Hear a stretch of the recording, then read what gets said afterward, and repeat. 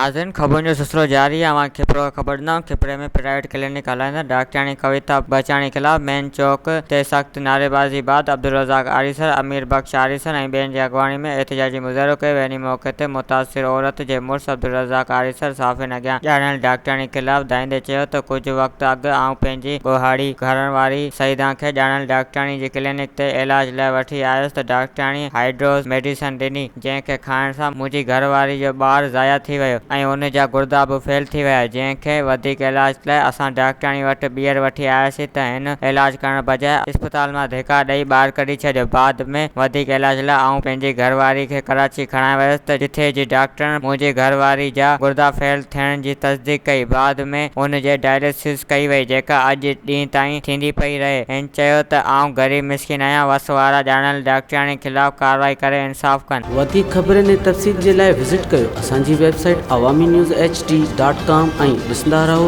Awami news HD।